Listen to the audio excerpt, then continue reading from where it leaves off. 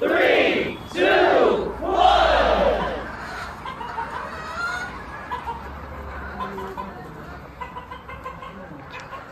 नमस्कार शेतकरी मित्रांनो, तुमचं स्वागत आहे माझ्या नवीन ब्लॉग मध्ये. आज आपण अशा ठिकाणी जाणार आहे ज्या ठिकाणी आपलं ते जे आपले उद्योजक मित्र आहेत ते वर्षाकाठी कुक्कुटपालन करून 1 लाख रुपये कमावतात. अशा ठिकाणी आपण त्यांचं ते कुक्कुटपालन बघायला जाणार आहे. ते कसं त्यांचे संगोपन करतात, कसे काय करतात, आपण त्याबद्दल माहिती घेणार आहे आणि ती माहिती आपण युट्यूबद्वारे प्रेक्षकांना दाखवणार आहे. तर तुम्ही ते व्हिडिओ पूर्णपणे बघा, लाईक करा, कमेंट करा, सबस्क्राईब करा. म्हणजे आपण तुम्हाला दाखवतो व्हिडिओ. त्यांचं ते संगोपन करताना किती खायला घालतात, किती करतात, ते त्यांची ती कमाई कशी करतात, गावरान कोंबड्यांच्या अंड्यापासून किती कमाई करतात, आपण सगळं त्यांचं ते बघणार. चला तर मग. हे डमी अंड बनवलेलं आहे. त्यासाठी हे कोंबड्यांना की कळावं की ही जागा तुमची अंडी घालण्यासाठी आहे. अच्छा, म्हणजे इतर तर कुठेही घालत नाहीत अंडी ते. अच्छा. त्यासाठी एक डमी अंड वगैरे बनवतात. कुणी प्लास्टिकचे बनवून ठेवतात, कुणी बॉल ठेवतात. ते आता मी व्हाईट सिमेंटचं एक बनवलेलं आहे. ते अंडीवाले ते कसं कळतं आपल्याला? अंडीवरती ज्यावेळेला ते करायला लागतात, कर कर कर कर जे आवाज करतात त्यावेळेला ते अंडीवरती आल्यामुळे समजायचं. आता कोंबडी अंड दिलंच आता प्रत्येक प्रत्येक कोंबडी खाला अंड्याची प्लास्टिकचं बॉल ठेवलं आहे का? हो, ते त्यांना एक जागा काढावी फिक्स की बाबा इथं अंड घालायचं. म्हणजे कुठे असं इतर भिंतीवरती किंवा इकडे तिकडे घालत नाहीत अंड. ही कोंबडी आता ही आहे ती खुडूक कोंबडी आहे. ती खुडूक झालेली आहे. ती कसं ओळखायचं? अंड देत नाहीये. ती एका जागेवर बसून राहते. तिला काही करायला गेलं की थोडंसं ॲग्रेशन दाखवते ती आणि क्वचित उठते खाण्यापुरती, फक्त खाण्यापिण्यापुरती, परत जाऊन बसते. मग ते हिटवर परत येते का? हिटवरती येते का परत अंड्यासाठी?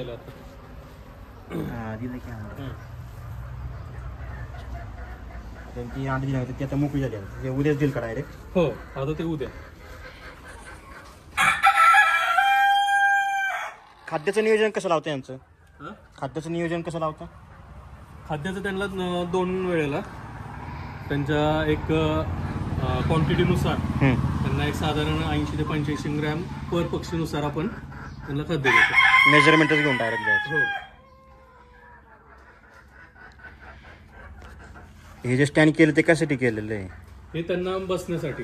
हे शक्यतो गावरान पक्षी हा खाली बसत नाही. अच्छा. आणि तो वरती कुठेतरी जागा शोधत असतो, त्याच्यामुळे ते त्यांना मचान वगैरे हे बनवलेलं आहे. सगळं जे आहे ते रात्रीचे सगळे पक्षी वरती बसलेले असतात, खाली एकही पक्षी नसतो. आणि मी ऐकलं ते त्यांना ते लाईटीचं पण गरज असते, लाईट कंटिन्यू राहते वाटतं. लहानपणी ज्या वेळेला पिल्लू, म्हणजे तुम्ही ज्या वेळेला आईविना पिल्लू ज्या वेळेला आणता त्यावेळेला त्यांना उभीची गरज असते. ब्रुडिंग म्हणतो आपण त्याला. ब्रुडिंगसाठी त्याला आपल्याला लाईट देणं गरजेचं असतं. साधारण 1 महिना 1.25 महिना देणं गरजेचं असतं. त्यांना त्याचे पाय आणि त्यांचे पंख हे मजबूत होतात. आणि एकदा का ते मजबूत झाले, डेव्हलप झाले चांगले, की मग पक्षी चांगला तयार होतो. ते टोटल 100 कोंबड्या असतील जवळपास, आहे ना? हो, 100 ते 110 कोंबड्या आहेत. त्याच्या पाठीमागे 3 कोंबडे. साधारण आता आपण कमी ठेवलेले, हे 3 कोंबडे आहेत. सफिशियंट असतीलच त्यांना. हो, तेवढे बस होते. तुम्ही ते म्हणता मला माग ते तुमचे मित्र पण आहेत ना, ते कुठे त्यांचे ते शेड? नायगावमध्ये, पळशीमध्ये येते, वडगाव रोडला. राजोग हॅचरी म्हणून आहे. त्यांची किती क्वांटिटी घेते? त्यांच्याकडे भरपूर आहे. 3-4 हजार पक्षी म्हणून आहेत. एवढे? हो. त्यांच्याकडे कावेरी आहे, सोनाली आहे, डीपी क्रॉस पण आहेत, बरेचसे आहेत. ही जात कशी ओळखायची? ही कोणती जाते आता? हे आपली आता आहे ते सोनाली गावरान आहे. सोनाली गावरान. गावरानमध्ये आत्ताची top quality, rough and tough, आजाराला पण अजिबात आजारी पडत नाही. त्यांचं व्यवस्थापन व्यवस्थित असेल शक्यतो पक्षी आजारी पडत नाही. आता समजा माझ्यासारखा नवीन उद्योजक तयार होतोय, तर याच्यामध्ये काय सुरुवात कशी करायची? सुरुवात शक्यतो जर तुमच्याकडे मनुष्यबळ असेल तर तुम्ही पिल्लू घेऊन सुद्धा सुरुवात करू शकता. पण पिल्लू घेऊन तुम्हाला कष्ट भरपूर आहे, त्याला मेंटेनन्स, त्याला ब्रुडिंग वगैरे प्रॉपर ब्रुडिंग करावं लागतं. त्याचं औषधं वगैरे व्यवस्थित द्यावी लागतात. रात्रीचं जागरण वगैरे करावं लागतं. त्या पद्धतीने त्यांना सांभाळून आणि रोग वगैरे इतर लक्षणं बघून त्यांना ट्रीटमेंट द्यावी लागते. त्याच्यापेक्षा तुम्ही डायरेक्ट घेतली 3-4 महिन्याचा पक्षी घेतला तर साधारण 4.5-5 महिन्यावरती हा पक्षी अंड्यावरती होतो. वर्षाला साधारण 220-240 अंडी देतो. 240. डायरेक्ट कोंबडी घरी आणली तर त्याला डायरेक्ट सुरुवात कशी करायची? काय लसीकरण करायचं आधी का खाद्य काय? नाही, अगोदर तुम्ही जिथून आणणारे पक्षी तिथून तुम्ही पूर्ण चौकशी करून घ्यायची की त्याचं लसीकरण प्रॉपर झालेलं आहे का, त्याचा डाटा चेक करायचा. त्यांच्याकडे डाटा सगळा असतो. तो डाटा प्रॉपर चेक केल्यानंतरच तो पक्षी उचलायचा. जर त्याच्यात पूर्णपणे लसीकरण त्याचं झालं असेल तर तरच पक्षी उचलायचा. आणि घरी आणल्यानंतर सुरुवातीला फक्त त्यांना ट्रेस त्यांचा जावा म्हणून EKRC लिक्विडमध्ये पावडर असते, ते पाण्यात मिक्स करून द्यायची किंवा गुळ पाणी दिलं तरी चालतं. आणि संध्याकाळचं लाईट बंद करायची असते का काय? संध्याकाळी शक्यतो लाईट चालू ठेवलेली चांगली, पण पक्षी जेव्हा लाईट चालू असते त्यावेळी तो डिप्रेशनमध्ये जात नाही.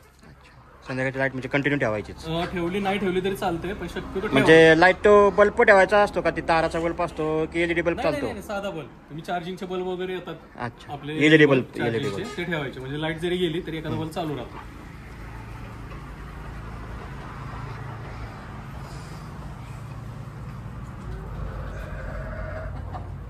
आता कुठल्याही पोल्ट्रीमध्ये हे अशा पद्धतीचं करत नाहीत. हे झाकण आपण स्वतः बनवून एकासाठी केलेलं टाकलेलं आहे.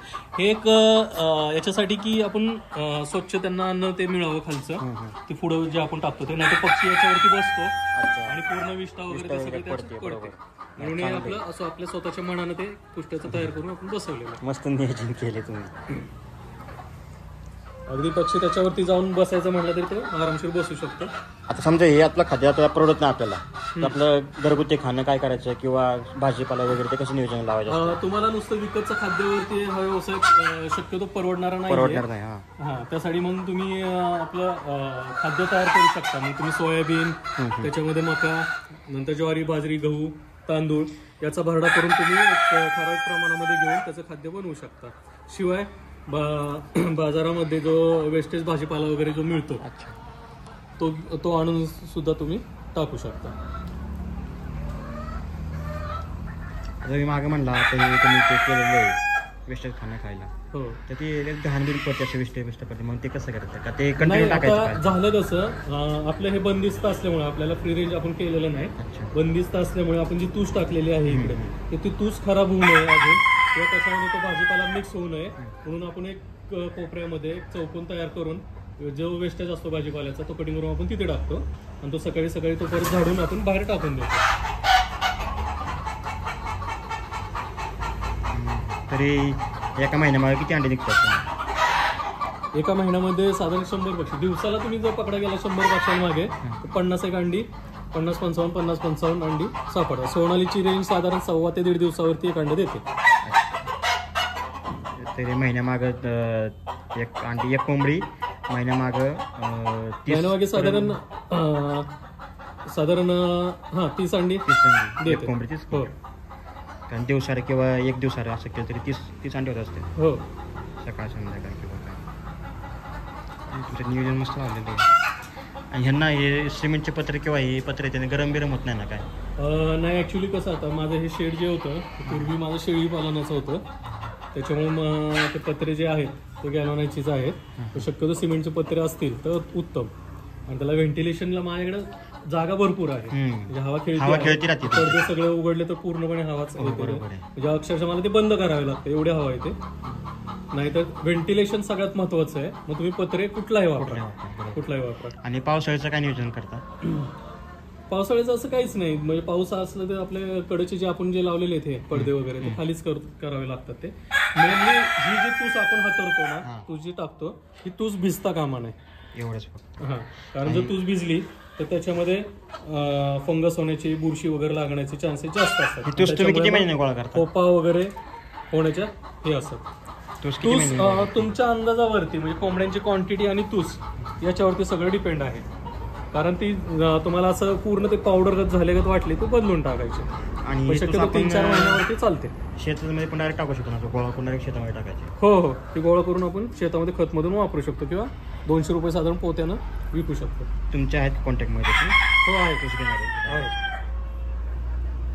200 रुपये एका पोत्या मागे, 50 किलोचं पोतं. हो, चांगली, ते पण परवडतं नाही तसं एक प्रकारे. हो, जास्त शेतामध्ये पण जास्त आपण टाकू शकत नाही ना. शेतामध्ये वगैरे म्हणजे ऊस वगैरे किंवा काय हा. मोठी पिकं बागायतदार असतात असतात. तर त्याच्यामध्ये वगैरे वापरतो. चांगलं नियोजन केलं. आणि पावसाळ्यात लसीकरण करायचं असतं का दर महिन्याला किंवा काय? नाही, शक्यतो तसं काय करायचं नाही. ज्यावेळेला तुम्हाला बरेचशा युट्यूब चॅनेलवरती दाखवलं जातं की लसीकरण म्हणजे रोगाच्या अगोदरच करा किंवा हे करा, तर शक्यतो करू नये. कारण की आपण त्यांना इम्युनिटी बूस्टसाठी ते लसीकरण करत असतो शक्यतो. पण ज्यावेळेला तुम्हाला आजाराची थोडीशी लक्षणं जाणवतील त्यावेळेला एक चांगला व्हेटरनरी डॉक्टर गाठून त्याच्याशी सल्ला घेऊनच तो लसीकरण करावं. आता त्यांना आजार लागलाय किंवा सर्दी खोकला आलाय ते कसं ओळखायचं? त्याच्यात आजार भरपूर येतात. त्याच्यामध्ये देवी असतो, नंतर CRD असतो. त्याच्यामध्ये त्यांना मग श्वास घ्यायला त्रास होतो, नाकामधनं नाक बंद झाल्यागत घसा खरखरतो, नंतर डोळा बंद होतो, डोळा जाणे, तिथं चिपाडा वगैरे किंवा पाणी गळणे असं होतं, किंवा झुरणे, एकसारखं बसणे, पंख खाली सोडणे, असे बरेचसे लक्षणं आहेत. बरेचशा वेगवेगळ्या आजाराला वेगवेगळी लक्षणं आहेत. ते लगेच डोक्यात येणं म्हणजे अजून त्याला मुरायला लागणार बरोबर? नाही, ज्यावेळेला तुम्ही करता तो प्रॅक्टिकली ज्यावेळेला तुम्ही या व्यवसायात घुसता त्यावेळेला तुम्ही ते अनुभवाने शिकू शकता. सुरुवात तरी 10-15 कोंबड्यापासून केली तरी योग्यच आहे ना? शक्यतो 10-15 करण्यापेक्षा माझं असं सांगणं असतं की 100 कोंबड्यापासूनच चालू करावं. कारण तुम्ही 10 कोंबड्यांसाठी पण करणार आणि 100 कोंबड्यांसाठी पण करणार. 10 कोंबड्यामध्ये काही जर कोंबड्या अगदी सुदृढ असतील तर तुम्हाला कसलीच लक्षणं किंवा कसलं तुमचं प्रॅक्टिकल बेस काहीच होणार नाही. बरोबर. 100 कोंबड्या जेव्हा असतील तुम्हाला हर तऱ्हेचं हर प्रकारचं तुमचं प्रॅक्टिस होऊन जाईल. आता ही सोनाली कोंबडी आहे ती एका वर्षाकाठी तुम्ही म्हणता 300-350 देऊ शकते अंडी? नाही, 300-350 नाही, 220 ते 240. तिचं रेकॉर्ड ऑनलाईन जर चेक केलं तर 280चं आहे, पण 280 खूप वाटतं. 220 ते 240 अंडी देते. त्यानंतर मग ते कोंबडीचं काय करायचं का परत हिटवर येते किंवा काय? हा, कोंबडी अंड्यावरती येत राहते, पण शक्यतो एक 18 महिन्यांवरती किंवा 1-2 वर्षांनी ती कोंबडी आपण हे करायची, पिल्लं वगैरे नवीन हे करून ती कटिंगला वगैरे देऊ शकतात. साधारण तिचं वजन साधारण 1.2 to 1.8 kg राहतं. चांगली माहिती तुमच्याकडून मिळाली त्याबद्दल धन्यवाद. अंड देखील बघा पूर्णपणे गावरान कोंबडीच्या अंड्यासारखंच आहे. हा, तांबूस छोटं पण आहे. आणि हो, गावरान कोंबडीमध्ये मोडत असेल नाही ही कोंबडी? हो, गावरान, ही टॉपची गावरानच म्हणायची हिला. सोनाली म्हणजे फक्त सोनं. कारण आजकाल सगळेजण सोनालीच जास्त हे करतात, कारण गावरान कोंबड्या एवढा अंडी देऊ शकत नाही. हो, गावरान कोंबडी भाकर काळ पण जास्त 180-190 अंडी मॅक्झिमम. तसं त्यांचा भाकर काळ पण जास्त असतो ना गावरान कोंबडीचा. हो, मग हे जे तुमचे कोंबडे आहेत त्यांना पण तेच खाद्य, कोंबडींना पण तेच खाद्य? हो, तेच खाते. चालतं तसं? हो, चालतं. कोंबड्यांना स्पेशल लस वगैरे? नाही, काही नाही असं काही नाही. फक्त लेअर खाद्यामध्ये म्हणजे माझ्या माहितीनुसार इतरही घटक असतील तर सोयाबीन हा घटक प्रामुख्याने त्याच्यात असतो त्याच्यात ना? हा, लेअर खाद्यामध्ये. तसं काही त्यांना पण तो चालतो.